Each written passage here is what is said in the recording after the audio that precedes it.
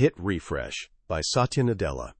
Picture this. You're a brilliant young engineer walking into what might be the biggest interview of your life at Microsoft, one of the most powerful tech companies on earth. You've just crushed a full day of brutal technical questions, conquered every whiteboard problem they threw at you, and proved you've got the brains to hang with the best. Then comes your final interview. The manager sits across from you and skips right past all the technical stuff. Instead, he hits you with something completely unexpected. Imagine you see a baby lying in the street, crying. What do? You're an engineer. Your brain works in logic and systems. The answer seems painfully obvious. You call 911. You say, confident you've nailed it. The manager stands up, walks you to the door, and gently puts his arm around your shoulder. You need some empathy, man, he says softly. If a baby is lying on a street crying, you pick up the baby.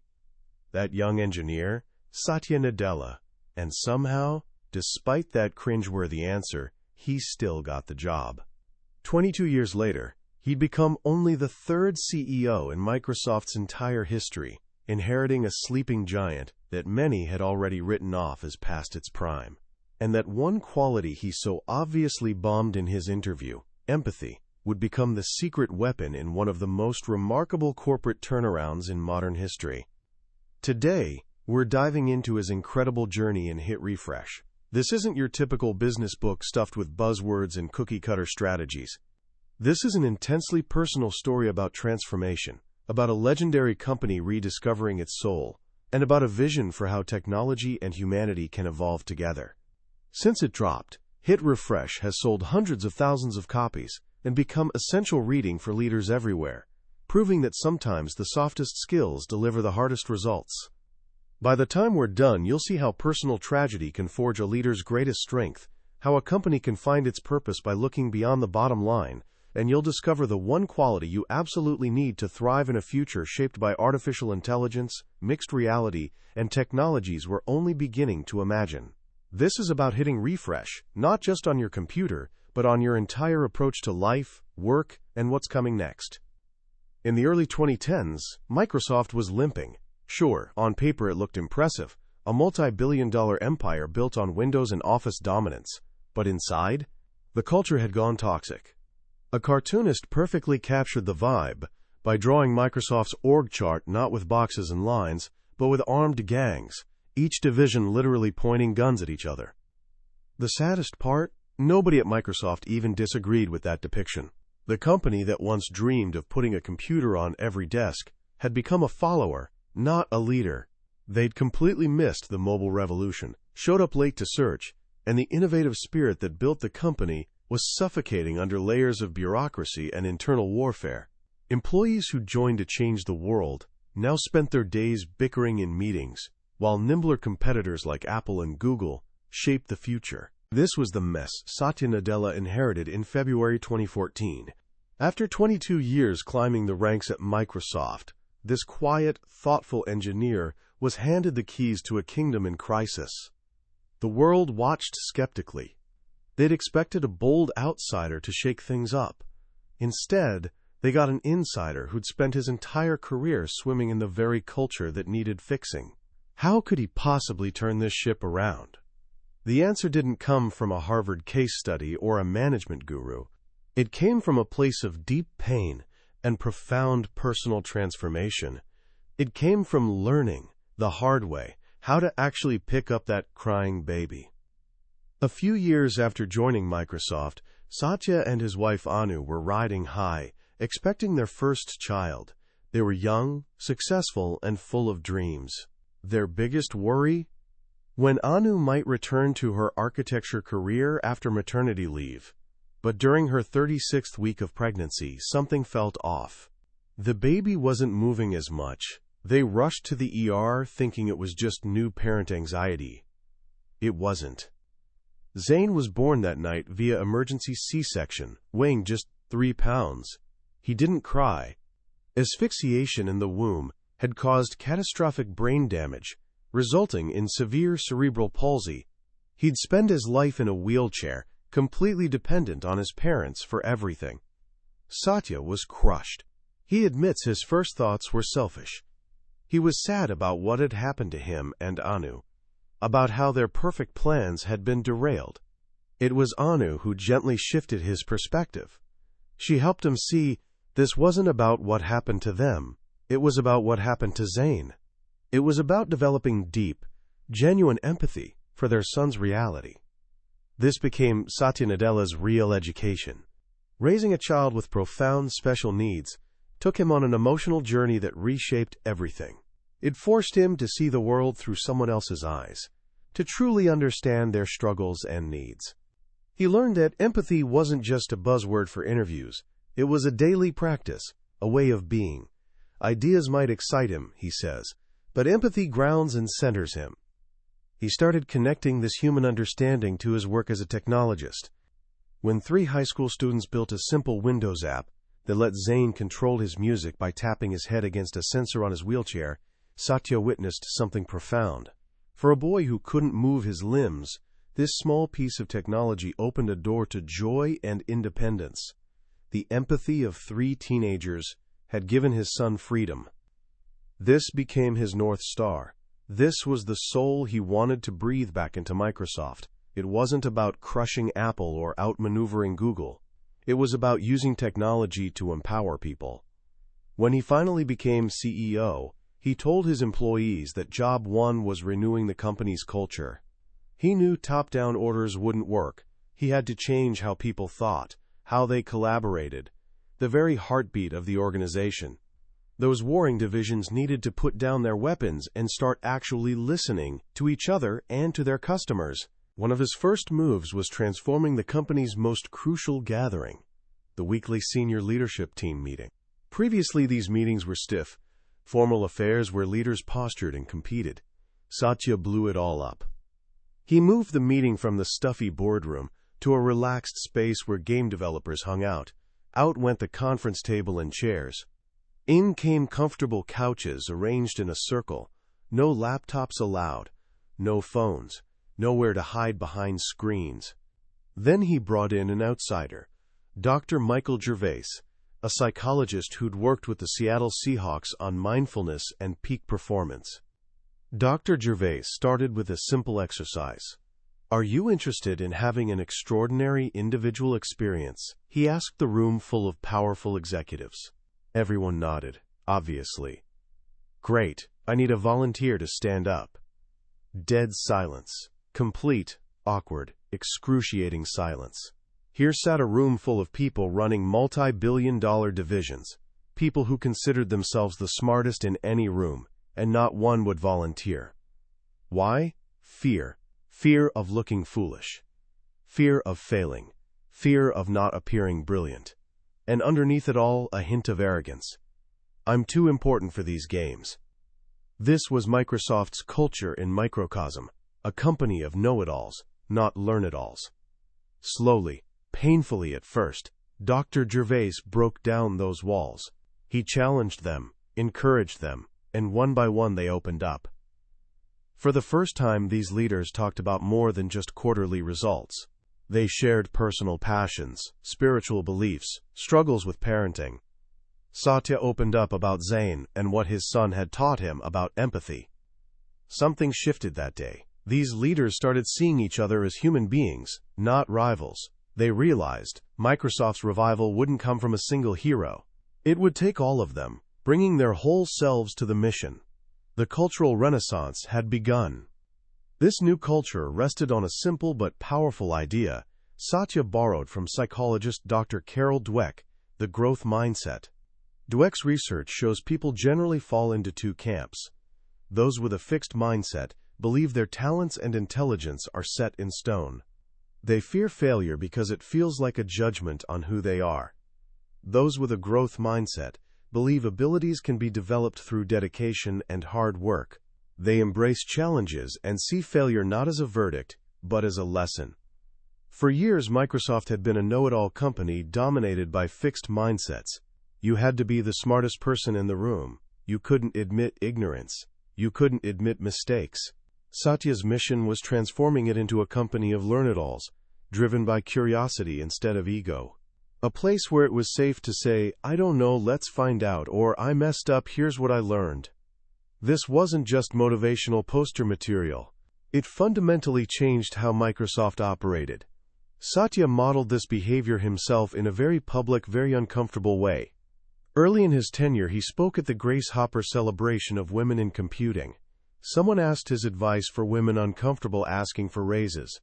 He gave a rambling, tone-deaf answer about having faith in the system and the good karma of not asking. He even called it a superpower. The backlash was swift and brutal. He got torched across media and social networks, and rightfully so. The old Microsoft might have issued a carefully worded non-apology and moved on. But Satya did something different. Within hours, he sent an email to the entire company. No spin, no excuses. "I answered that question completely wrong," he wrote. He owned his mistake, acknowledged his unconscious bias, and turned it into a teaching moment for himself and everyone at Microsoft. He leaned into the failure and learned from it publicly, showing everyone what a growth mindset looks like under fire. This new mindset unlocked 3 crucial strategic shifts. First came customer obsession. The company stopped obsessing over competitors and started obsessing over customers. It wasn't about beating Apple anymore. It was about serving people who used Apple products. This led to one of the most shocking moments of the new Microsoft. At a conference, Satya Nadella walked on stage, reached into his pocket, and pulled out an iPhone. The audience gasped. He then demonstrated how the iPhone became even better, running Microsoft software, Outlook, Word, Excel. The message was crystal clear. We'll meet our customers wherever they are. We're not fighting device wars anymore. We're in the business of empowering people, period. This philosophy extended even to old enemies. For years, Microsoft had treated the open-source Linux operating system like a mortal threat. But customers loved Linux and built their businesses on it. A truly customer-obsessed Microsoft had to embrace it. Soon, a slide appeared in presentations that would have been unthinkable years earlier. Microsoft Heart Linux. The company that once fiercely protected its closed ecosystem became one of the world's biggest open-source contributors. They learned to grow the pie for everyone, instead of just fighting for their slice. The second major shift was becoming mobile-first and cloud-first. This was a fundamental worldview change. For decades, Microsoft had been a PC-centric company.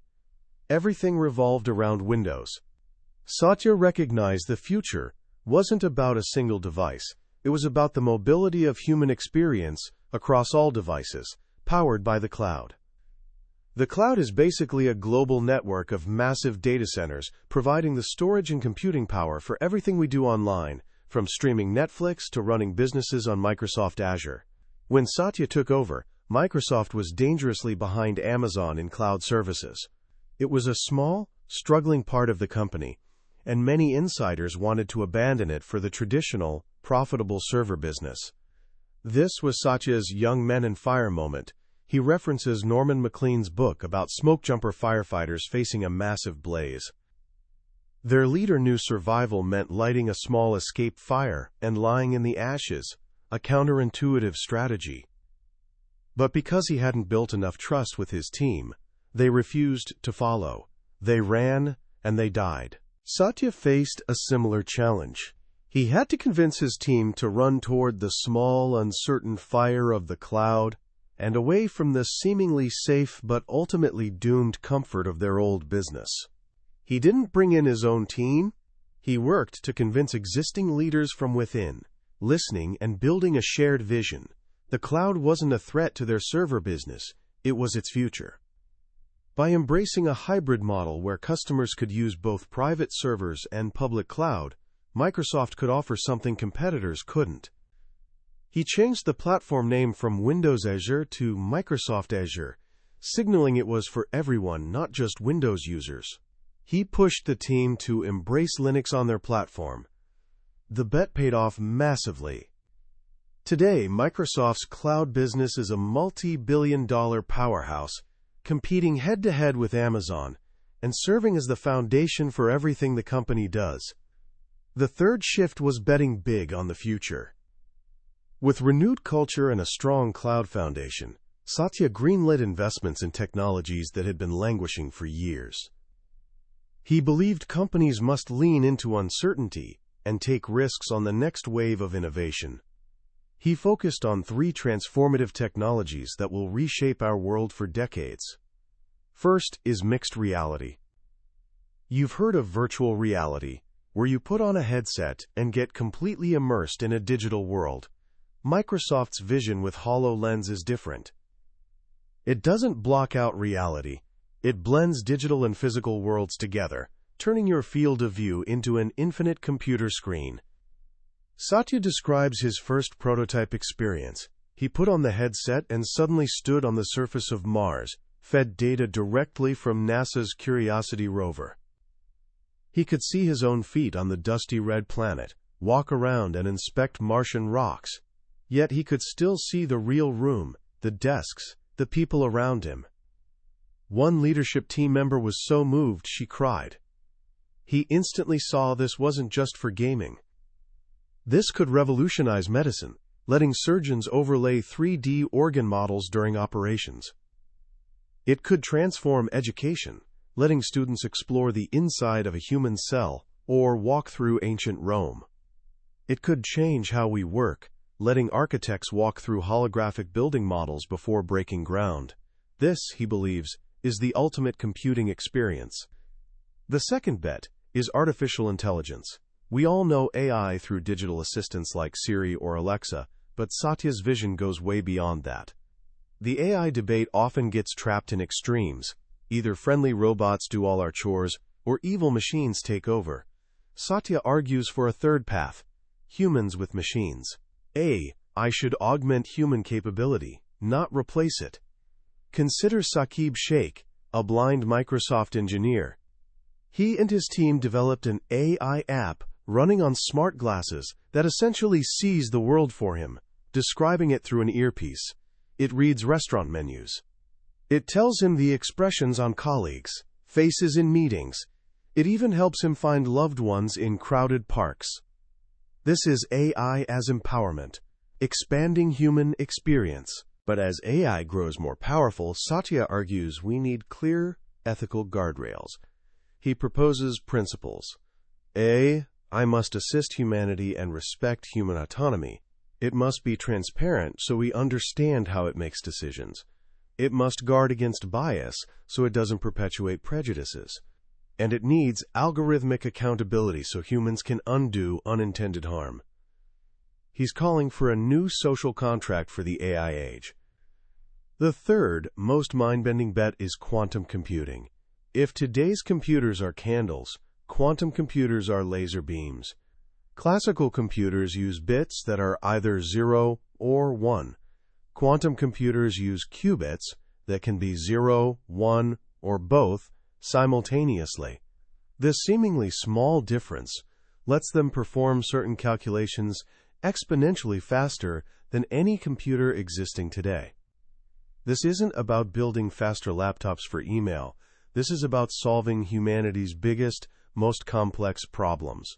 A quantum computer could simulate molecules with perfect accuracy, helping us discover new medicines and cure diseases like cancer. It could help invent new materials for hyper-efficient batteries, or solve climate change by discovering better ways to produce fertilizer. It's so powerful it could crack today's strongest encryption in minutes, but also create new, unbreakable security.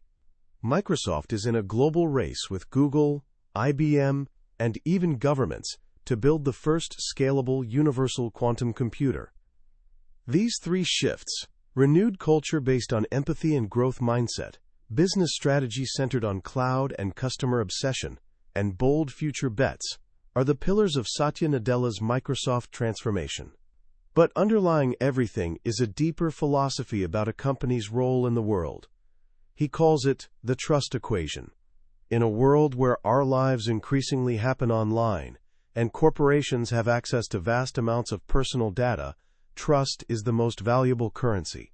He believes trust comes from a combination of empathy, shared values, and safety and reliability, all demonstrated consistently over time. This belief faced a major test during the 2014 Sony Pictures hack.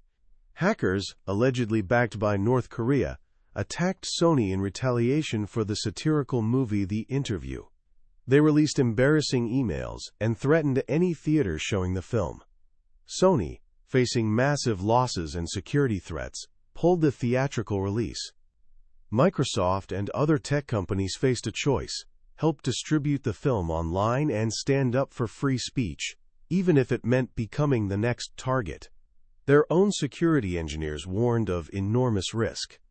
But Satya and his team decided some values are non-negotiable. They believed boldly supporting constitutional rights aligned with Microsoft's core purpose. On Christmas Day, working around the clock to secure their networks, they released The Interview on Xbox Video. It was a principled stand, demonstrating they'd put values ahead of short-term safety. This raises the final, perhaps most important question Nadella wrestles with throughout Hit Refresh: what's the role of a multinational corporation in our modern world? He argues it's no longer enough for global companies to simply enter countries, extract profits, and leave. In an age of rising inequality and anti-globalization sentiment, companies have a responsibility to create local economic opportunity everywhere they operate. His goal is for Microsoft to be the platform provider underneath the world's entrepreneurial energy.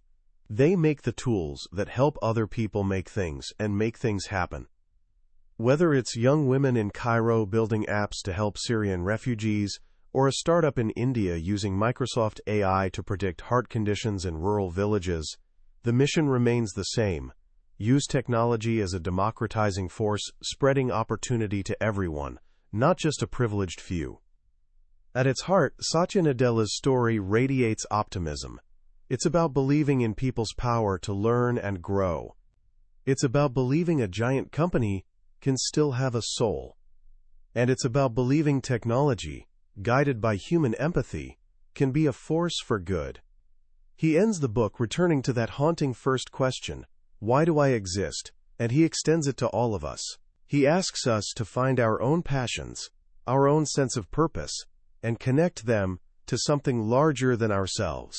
Because when we do that, we don't just hit refresh on technology, we hit refresh on our potential to change the world.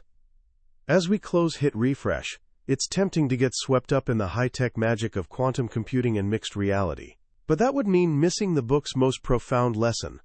The most powerful technology Satya Nadella writes about isn't hardware or code. It's empathy. This is what makes Hit Refresh so remarkable. It's a book from the CEO of one of the world's most powerful tech companies, arguing, persuasively, that our humanity is our greatest asset. In an age when we're all anxious about machines taking our jobs and algorithms making our decisions, Nadella reminds us the skills that will become most scarce, and therefore most valuable, are uniquely human: creativity, judgment, collaboration, and above all, empathy. The story of his journey with his son Zane is the book's beating heart, giving his corporate strategy authentic weight. His focus on culture isn't a management fad. It's a deeply held conviction born from lived experience. He learned firsthand that to truly connect with and help another person, you must first see the world from their perspective. He then had the wisdom to apply that intensely personal lesson to a 100,000-person corporation. The shift from know-it-all to learn-it-all culture is more than clever wordplay. It's a blueprint for remaining relevant in the 21st century. So what can we actually do with this? How can we apply these lessons right now? First, consciously adopt a growth mindset. Next time you face a challenge or make a mistake, ask yourself, is this a verdict on my abilities or an opportunity to learn? Simply reframing failure as feedback can unlock incredible personal growth. As Nadella showed after his karma blunder, true strength isn't about never falling. It's about how you get back up, what you learn, and how you use that lesson to improve. Second, practice active empathy.